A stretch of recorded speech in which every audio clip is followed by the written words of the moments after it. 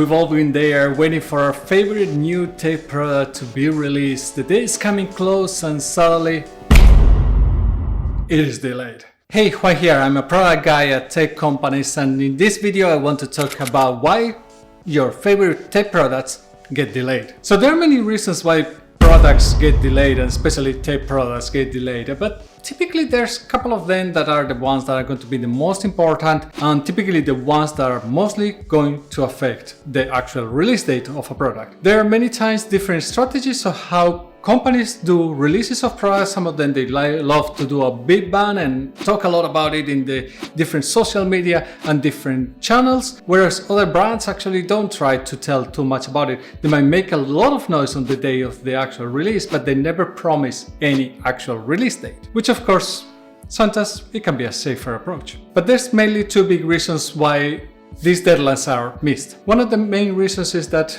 building a new product, especially a new tech product, is a very different process than building an existing product. So building a brand new product, especially in tech, requires a lot of discovery. There is many things that are completely unknown when you are building a new product, and you are not going to know how to tackle them until you're there. And trying to plan everything in the beginning is something that is not realistic, although it sounds like it could be feasible, but in reality and in practice, it's not something that you can estimate all the work that is going to be involved in developing that product. You can see this happening many times, for example, with Tesla and the full self-driving. Building a full self-driving system is basically a discovery process for Tesla. They had to find out what kind of data do they need, what kind of data is actually being there in the environment, what data actually has relationship to each other, how that relationship impacts something, what are the things that then the car has to pay attention to, what is data that is relevant, what is data that might be not that relevant.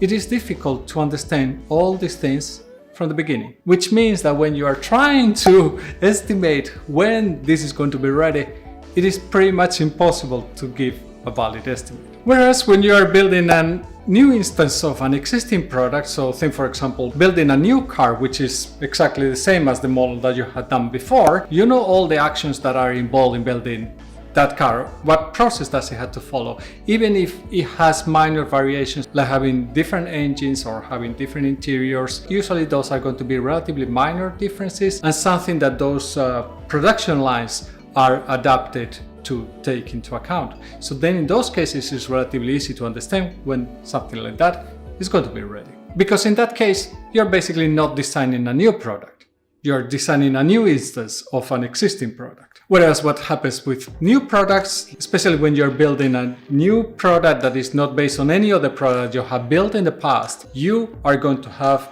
quite a hard time to try to estimate that. If you are building just increments on an existing product, just think for example Facebook building a new feature on top of the existing Facebook is going to be something that is going to be much easier to estimate and understand, because first of all the amount of work usually is going to be better. One of the easiest ways to circumvent this is just have smaller releases. Don't release too big products, try to chunk down what you are releasing to your users, so it's not too complicated to estimate when you are going to be ready to release it. Another reason why tech products are many times delayed is that setting deadlines is something that sometimes people don't accept very well, especially within tech companies. The reason is very linked to what I described in the previous point, is the lack of understanding of what is the amount of work that needs to be done. And this is very related to this project management triangle. You might have heard of it. And basically this depends on three types of metrics. One is the scope, another one is the cost, and the third one is the time.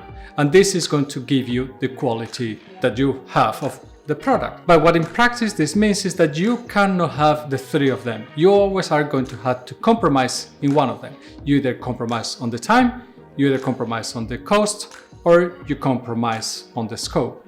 But you cannot have the three of them perfectly defined. And this is many times why PR people and sometimes engineers are going to be very reluctant to commit to specific dates, because then they don't know if they can complete the whole scope under the cost or with the desired quality. So there are some cases where people are talking that Agile actually doesn't work well when having deadlines, that basically Agile is just about product discovery and product implementation, but actually there is no way that you can know when can you set an actual deadline for the product or project you're working in. And although some people might agree and some people might disagree with this kind of a statement, the reality is that there are many modern tech companies out there that they're working with certain kind of deadlines. And you can see this all the time, like whenever a new company is coming with a new product, like Microsoft with their Surface laptops or Google's with their Pixels.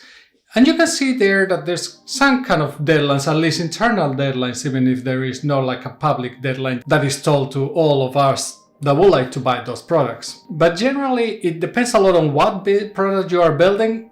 But if you're not building a product that is very big and maybe sometimes you're building like a new version of an existing product, probably in those cases you have a better idea of when you are going to meet or be ready and meet that deadline that you potentially have. It might be true that you're not able to pinpoint the deadline to a specific day. And realistically, that's not necessarily what you should do, at least not in most of the cases. But in many cases, you will know that, hey, in the beginning of the year or at the end of a year, you will know that during the next year, in a specific quarter, you might be ready to release. So let's say that next year on this third quarter of the year, you might be able to release. Then as time goes by, that target deadline that you have set yourself, which in the beginning is just a quarter, it will narrow down to a specific month, for example, September. After a while, when you see how the progress goes, then you can narrow it down to a certain specific week within the month, and then so on and so forth, and you know better when you're going to release. It's true that in some cases you underestimated completely the effort that might be that you don't release in 1 year, and that's unfortunate, but it happens. Fortunately, it's not necessarily the most common of the cases out there either. And finally, another reason why a product can be delayed is that having the product ready is not the only problem. You also had to have the go-to-market. So you had to have defined the price. How much are you going to charge for it? It's not necessarily that obvious. Then also you're going to have to define the place where you're going to sell. So who is going to be selling your product? Do you sell directly? Is an e-commerce platform? Do you sell through shops? Do you have dealers? What is the model that you're taking? And finally, also you had to promote your product. So how people are going to find out about your product, what is the value for them, how it's making their lives better. So this might not be the most common reason why a product delay happens, but of course it can affect the launch of a product. I was talking quite much here about Agile and why in some cases Agile has some problems with the releasing of dates or the uncertainty of when you're going to be able to release a product, hence constant kind of delays. I'm not saying that Agile, it is the problem there, it's just the nature of building that new product that is the potential problem there. And there are many struggles when adopting Agile in companies. This is one of them, that companies get quite frustrated when they cannot get like a specific date when a product is going to be ready, which is kind of ironic because in the past many times they have gotten a specific day when the product is ready, and then either the product is delayed or the scope is reduced or some other surprise happens that the product doesn't meet the expectations. But if you are interested in understanding better why Agile fails, go check out this video. I will see you in the next one, and remember, stay safe.